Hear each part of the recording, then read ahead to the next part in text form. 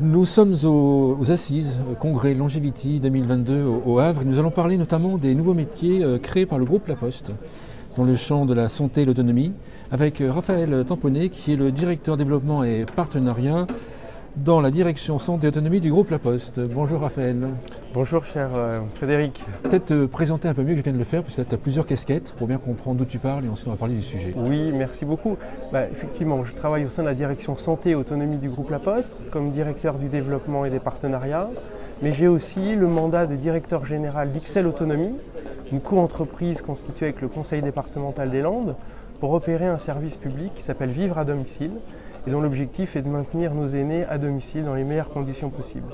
Et je suis également récemment nommé directeur général de Territoire et Autonomie, une filiale que la Poste a constituée en réponse aux besoins de certains territoires de se constituer comme SAD pour répondre à la pénurie de main-d'œuvre de certaines structures et opérer des heures d'accompagnement, de confort, de convivialité. D'accord, donc on peut dire que tu connais bien le sujet. Je connais bien le sujet, il me tient particulièrement à cœur, notamment pour montrer l'investissement de notre groupe et notre engagement au quotidien, au cœur des territoires, pour prendre notre part à l'adaptation de la société au vieillissement, et puis humaniser aussi la relation d'aide avec nos aînés.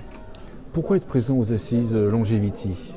Alors, être présent aux Assises nationales du vieillissement, c'est une façon pour nous d'illustrer notre engagement, de marquer la patte avec laquelle la Poste veut prendre sa part à l'adaptation de la société au vieillissement, pour montrer que la Poste est l'entreprise des Françaises et des Français, et qu'aujourd'hui, elle met en œuvre un certain nombre de dispositifs.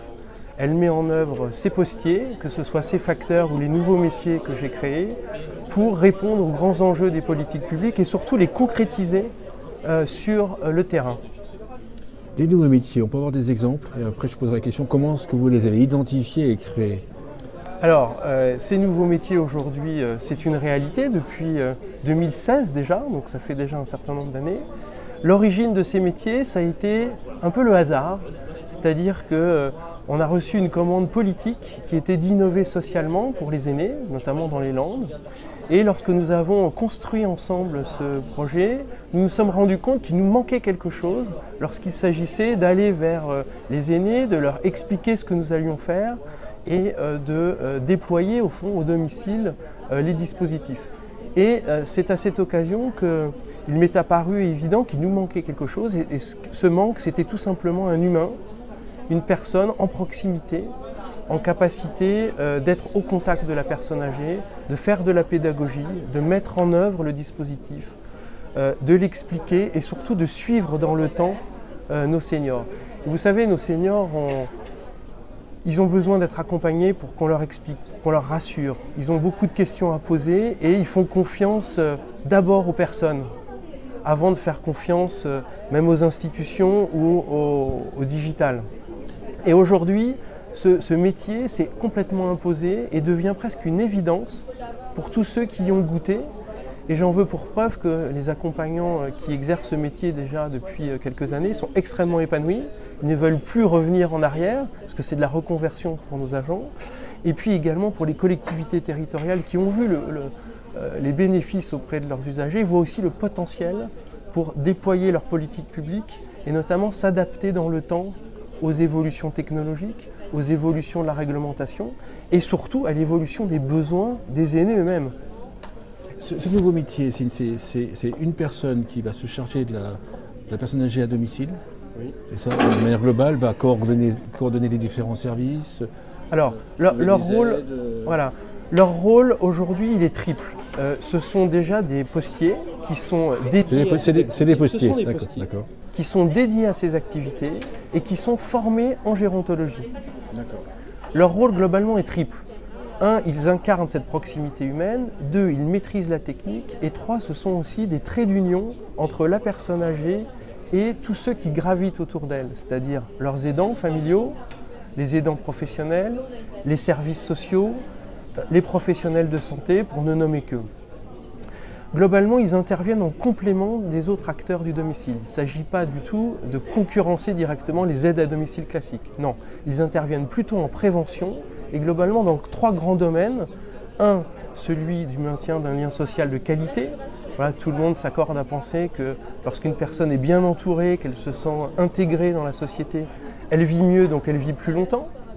Ça, c'est un point essentiel, ce lien social, maintenir un lien social de qualité, c'est-à-dire se rendre au domicile, appeler, discuter avec la famille, prendre le temps de savoir qui est cette personne, de lui apporter ce qu'elle aime et d'avoir cette présence régulière au domicile, en présentiel ou en distance.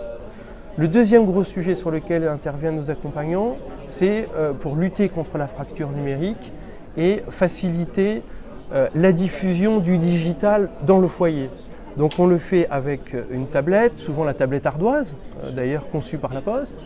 On apporte l'Internet, l'outil, mais aussi surtout, et c'est ça qui fait la grande valeur ajoutée, l'accompagnement humain à l'usage. C'est-à-dire qu'on explique au senior comment se servir de l'outil, et puis quand il commence à être à l'aise, on lui explique comment réaliser une démarche. Et c'est ainsi que nos accompagnants peuvent aider à faire des démarches, à découvrir le digital et à aussi être autonomes de ce point de vue-là. Et ça génère une grande fierté des seniors qui sont très fiers de se dire « j'y arrive, je fais comme les jeunes, j'utilise Skype, j'utilise mon application bancaire, je déclare mes impôts » et ça contribue aussi beaucoup à l'autonomie. Et puis nos accompagnants, puisqu'ils maîtrisent cette sphère de la technique, sont aussi en capacité d'installer des équipements, notamment de sécurité. Et vous savez qu'il y a le plan anti-chute du gouvernement actuellement et nos accompagnants sont en mesure d'installer des équipements qui réduisent à la fois la fréquence des chutes et la gravité des chutes. C'est-à-dire qu'ils peuvent installer des téléassistances et des éclairages automatiques de la chambre à coucher qui visent à réduire le nombre de risques de chute au saut du lit. Et tout ça au domicile, et c'est vrai que nos accompagnants ont cette capacité logistique d'intervenir jusqu'au domicile et partout en France. Et donc ça, c'est une force que seule la Poste peut offrir aujourd'hui aux collectivités territoriales. Comment est-ce que vous faites connaître ces nouveaux métiers? Parce qu'en fait, j'imagine, bon, un CNT de l'assistance, avant il y avait un technicien, les différentes parties étaient faites par différentes personnes. Vous, en fait, c'est quelqu'un qui s'occupe de tout. Comment est-ce que vous faites connaître cette personne, ce profil, ce métier aux seniors? C'est un métier qui est nouveau et vous avez parfaitement raison de dire qu'aujourd'hui ce métier est encore assez peu connu. Il est connu localement par des collectivités qui ont le désir de s'investir et le désir de mettre en œuvre sur leur territoire des politiques publiques de maintien à domicile, de plans anti-chute. Aujourd'hui, il ne s'agit pas d'une offre commerciale de la Poste, donc c'est pour ça qu'elle ne fait pas l'objet de grandes campagnes de communication. En revanche, elle fait à chaque fois l'objet d'une co-construction avec les élus locaux, avec les conseils départementaux qui sont chefs de file de l'action sociale, et ça se fait souvent dans chaque territoire en fonction des besoins. Nous nous ajustons aux besoins du territoire et nous le mettons en œuvre avec lui, avec des modèles économiques associés et avec aussi la cadence, l'intensité que souhaite le territoire. Parce que tous les territoires ont peut-être ce même besoin, mais en revanche, ils sont très différents dans leur diffusion et leur déploiement, parce que ça dépend de la population, de la maturité des gens, ça dépend d'énormément de facteurs, et nous les prenons en compte pour ajuster le dispositif. Une fois que ces nouveaux métiers sont installés entre guillemets dans une zone, sur un territoire, comment est-ce que vous faites par rapport aux autres acteurs, aux autres acteurs de téléassistance, aux autres SAD? Comment est-ce que vous faites pour travailler ensemble et comment faire pour qu'eux ne vous jugent pas concurrents? Si vous jugez concurrents, je ne sais pas d'ailleurs. Alors non, parce qu'en fait on intervient sur des champs très différents et moi la volonté avec laquelle j'avance c'est de ne jamais concurrencer directement des acteurs en place. On arrive toujours en subsidiarité, en complément et il peut être tout à fait possible d'installer ou de préconiser le service déjà existant sur le territoire. C'est ce que nous préconisons d'ailleurs en priorité. En revanche, si l'offre est défaillante ou si l'offre est inexistante, là on peut apporter. Nos dispositifs sont à la carte et c'est avec la collectivité qu'on se pose la question avant de se dire de quoi mon territoire a besoin et on vient apporter la réponse qui convient au territoire. Voilà. Et au contraire, nous collaborons énormément avec les acteurs locaux puisque lorsqu'on a des besoins qui sont non couverts, on les prévient et on leur transmet finalement avec l'accord de la personne âgée le besoin pour qu'ils puissent être pris en charge. Je prends l'exemple d'une aide ménagère, je prends l'exemple d'une adaptation du logement, ou pourquoi pas d'une offre de téléassistance bien sûr. Comment est financé ce nouveau métier? Les seniors financent une partie, la collectivité finance, mais c'est un nouveau métier, donc comment ça se rentre dans le... Alors ça c'est une excellente question parce que le financement est gage de pérennité du dispositif. Aujourd'hui il n'y a pas de modèle unique, on s'adapte et on s'ajuste à chaque fois. Dans les Landes, j'ai réussi avec la collectivité à mettre en place un modèle que j'appellerais multifinancé, c'est-à-dire que plusieurs acteurs vont venir investir en prévention et se partagent au fond le financement du dispositif. Pour faire simple, il est partagé en 4. Un premier quart qui est porté par le senior lui-même, avec un abonnement éligible au crédit d'impôt. Une autre partie qui est prise en charge directement par le conseil départemental. Une autre partie prise en charge par les régimes de retraite et ou l'APA si la personne est en GIR 4 ou moins. Et un dernier quart qui est supporté par l'échelon local, c'est-à-dire la commune ou l'intercommunalité. Dans d'autres territoires, le conseil départemental investit seul sur ce champ-là et finance à lui tout seul les dispositifs. Sur ces modèles économiques, j'ai mis en place des études médico-économiques pour mesurer le retour sur investissement des financeurs et faire la démonstration qu'investir maintenant en prévention permet de générer des économies dans le temps, notamment sur les dépenses de soins, les dépenses d'hôpitaux, et puis sur le financement de la grande dépendance. Et je fais le pari que cette étude nous permettra à l'avenir de financer cet effort d'investissement et de prévention de façon beaucoup plus massive qu'elle n'est aujourd'hui. Aujourd'hui, les territoires qui se sont lancés sont des territoires pionniers qui ont l'intuition qu'agir en prévention non seulement améliore aujourd'hui la qualité de vie de leurs aînés, mais aussi va optimiser leurs finances publiques. Et dans quelques mois, 1 an et demi peut-être au plus tard, nous aurons les premiers résultats que nous partagerons bien volontiers avec l'ensemble des acteurs. Pour l'instant, combien de territoires ont joué le jeu entre guillemets? 3 à 4 territoires aujourd'hui. Voilà. Donc c'est peu à l'échelle du pays. En revanche, ça fait pour les plus anciens 5-6 ans que nous sommes installés. Et j'allais dire que le temps joue en notre faveur parce que plus on est là depuis longtemps, plus les dispositifs apportent du fruit et se font connaître et diffusent aussi sur le territoire. Voilà. Est-ce que tu as une idée du nombre de ces nouveaux métiers par rapport à un taux de population, par rapport au nombre de personnes? Par exemple, pour une ville comme Le Havre, on peut imaginer combien de personnes de ce nouveau métier? Alors, je vais raisonner en taux d'encadrement parce que j'estime qu'environ un accompagnant peut suivre environ une centaine d'aînés. Tout dépend bien évidemment du niveau de fragilité des personnes. Des personnes très autonomes ont besoin d'être moins suivies qu'un public beaucoup plus fragile. Rappelons que c'est le suivi, ce n'est pas la réalisation du métier de l'auxiliaire de vie, c'est le suivi. C'est un suivi. Donc, une partie peut être faite en distanciel. Voilà, une partie peut être faite en distanciel. En revanche, on privilégie quand même le présentiel parce que c'est là où on délivre le plus de valeur et c'est là où on capte aussi beaucoup d'informations. On voit la personne, on voit les changements, si elle est sur un glissement ou une décompensation, ou au contraire, si elle est bien. Et ça, c'est très important. Ça peut être des centaines, voire des milliers d'emplois pour la Poste. À l'échelle d'un département, si on voulait suivre presque tous les aînés en début de fragilité, ça serait pas loin d'une centaine d'accompagnants postiers par département. Donc ça serait une vraie révolution. On n'y est pas encore. Aujourd'hui, dans les Landes, j'ai 5 personnes. En revanche, on voit l'impact que ça peut avoir sur à la fois une entreprise comme la Poste, mais aussi sur un territoire de pouvoir s'appuyer sur une force de frappe comme celle de la Poste pour déployer les politiques publiques et encore une fois les concrétiser.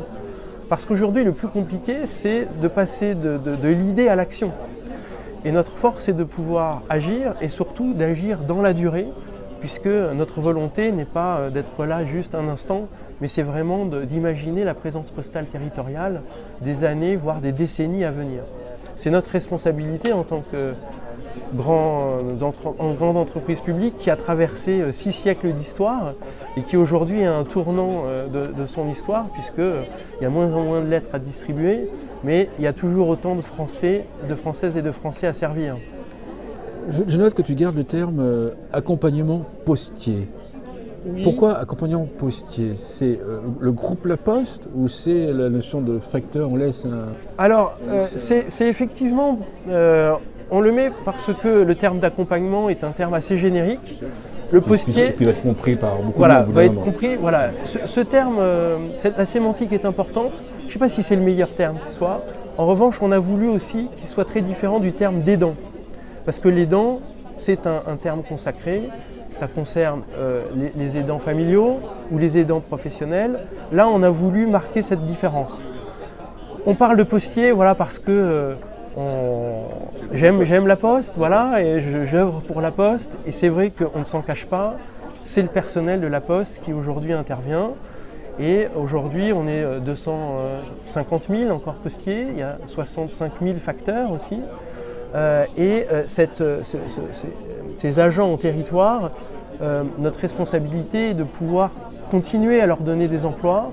Et j'ai la forte conviction qu'en agissant dans ce domaine, on peut progressivement faire évoluer les métiers pour répondre aux enjeux du vieillissement et notamment à tous ces besoins d'accompagnement au domicile. Ce terme pourra évoluer peut-être avec le temps. Exprès, je n'utilise pas ce terme de care manager parce que ça ne correspond pas exactement aujourd'hui à ce que l'on fait, mais peut-être que demain, on pourra parler de care manager. Aujourd'hui, il est encore trop tôt pour l'affirmer. Si je dirige un département qui ne travaille pas encore dans cette démarche avec le groupe La Poste, que je souhaite travailler, au moins réfléchir avec vous, je passe par quelles étapes jusqu'à la mise en place effective de ce type de métier? Alors, déjà, il faut prendre contact avec nous. Je peux être le point d'entrée s'il le faut. C'est toujours la conjonction de plusieurs facteurs. C'est déjà là une volonté politique qui doit naître du territoire. Et puis, il faut qu'il y ait aussi une réalité de terrain. C'est-à-dire qu'il faut que ce soit une rencontre entre les deux. C'est-à-dire qu'il faut qu'il y ait à la fois un portage politique et il faut également que les acteurs de terrain aient ce besoin et aient cette envie aussi de coopérer avec la Poste et d'agir dans ce domaine. C'est en réunissant ces deux facteurs que l'on s'assure du succès de la démarche. À chaque fois en co-construction, puisque comme je l'expliquais tout à l'heure, il faudra à chaque fois ajuster, adapter en fonction des spécificités territoriales, en fonction de la maturité du territoire et en fonction aussi des priorités qu'auront fixer les élus en la matière. Les facteurs, j'ai plein de questions qui me viennent. Les facteurs, en fait, c'est eux qui postulent pour être accompagnement postier. Et puis, est-ce qu'il y a un profil qui se dégage, en fait? C'est les gens plus âgés qui en ont marre de livrer des colis? Il y a de tout. Alors déjà sur le terme, on est tous postiers, je suis postier, le facteur est postier. Dans ces métiers d'accompagnant, il y a effectivement des anciens postiers qui ont souhaité se reconvertir et surtout, en fait, passer le plus de temps sur ce qu'ils aiment le plus, c'est-à-dire le lien social. Le facteur, par son métier, c'est un métier de contact. Et ceux qui ont décidé, puisque j'en ai un peu moins de la moitié de mes effectifs d'accompagnants, qui sont des anciens facteurs, ils ont voulu se concentrer sur ce qui les anime le plus au quotidien, c'est-à-dire ce contact, ce lien social avec les personnes. Mais les profils sont divers. J'ai des anciens directeurs d'établissement, des marketeurs, des gens qui étaient cadres dans l'entreprise, qui peuvent devenir accompagnants. C'est surtout une question de fibre humaine, de volonté de s'engager auprès des aînés et de vouloir aussi, pour les postiers, redonner parfois un second souffle à leur carrière et surtout vouloir s'engager. C'est une question d'engagement. Ce n'est pas un métier anodin, c'est un métier qui fait sens, c'est un métier qui comporte une certaine charge mentale et émotionnelle, parce qu'on est parfois face à des situations compliquées, donc il faut savoir y répondre avec empathie et juste distance aussi, pour pas non plus ne trop encaisser, être toujours dans cette capacité d'exporter de l'enthousiasme, de la bienveillance, mais aussi de se protéger soi-même. Et ce sont des métiers qui délivrent beaucoup de reconnaissance parce que les personnes se sentent très utiles au quotidien et ont une gratification presque immédiate des aînés, qui leur renvoient une image extraordinaire. Bon, moi j'ai des témoignages de seniors qui disent à nos accompagnants « Vous êtes mon rayon de soleil, vous m'avez changé la vie, que ferais-je sans vous ?» Et ça, au quotidien, c'est le meilleur moteur qui soit parce que ça entretient la motivation et surtout l'envie de bien faire dans la durée. Si on prend un peu de recul pour finir, comment est-ce que tu vois le rôle de la Poste dans l'univers du bien vieillir par rapport au territoire? Alors, plusieurs niveaux. Déjà, j'inviterai toutes les collectivités à se tourner vers la Poste pour déployer leur politique publique, puisque notre volonté, c'est bien de couvrir l'ensemble du territoire. Et puis, je terminerai peut-être par une note un peu plus personnelle, qui est l'esprit dans lequel je souhaite développer ces activités. C'est de dire que voilà, rajouter des années à la vie, c'est très bien, surtout lorsqu'on garde une bonne santé, mais rajouter de la vie aux années, c'est encore mieux et c'est tout le sens de l'engagement que je porte aujourd'hui. Super, merci Raphaël Tamponnet. Je rappelle que tu as plusieurs directions, plusieurs fonctions dans le bien vieillir et la santé au groupe La Poste. Merci beaucoup. Merci Frédéric, c'était un plaisir de partager avec toi ces convictions.